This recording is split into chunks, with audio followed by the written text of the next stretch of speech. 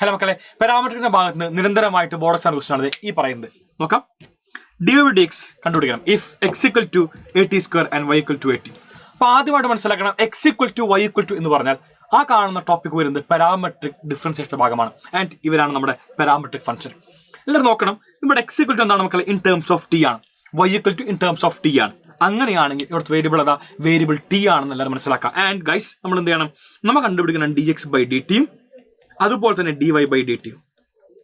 dx/dt എന്ന് പറഞ്ഞാൽ ഈ പറയുന്ന at² ഡെറിവേറ്റീവ് എന്താണ്?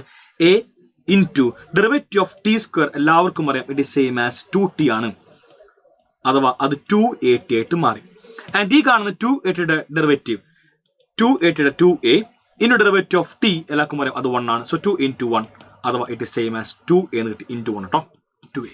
അപ്പോൾ dy/dx പറഞ്ഞാൽ it is same as class dy/dt. ഞാൻ എന്താ നേരത്തെ തന്നെ രണ്ടിനെയും d2 കൊണ്ട് ഡിവൈഡ് ചെയ്ത് ഈ പറയുന്ന ന്യൂമറേറ്ററിനെയും അതുപോലെ തന്നെ ഇവൻ എന്ത് ചെയ്തു? ഞാൻ d2 കൊണ്ട് ഡിവൈഡ് ചെയ്തു. So dy/dt and dx/dt. dy/dt നമുക്കറിയാം it is same as class അത് 2a ആണ്, 2a ഡിവൈഡഡ് ബൈ dx/dt നമുക്കറിയാം അത് 2at ആണ്. 2a ക്യാൻസൽ ബാക്കി എന്തുണ്ട്? 1/t ഉണ്ട്. ഇത്ര മാത്രമാണ് ഈ ക്വസ്റ്റ്യന്റെ ആൻസർ വരുന്നത്. ഇതിന്റെ സെക്കൻഡ് ഓർഡർ മസ്റ്റ് ആയിട്ട് പഠിക്കണം. അത് ഞാൻ ലൈവിനകത്ത് ഇന്ന് ചെയ്യുന്നതായിരിക്കും. ബൈ.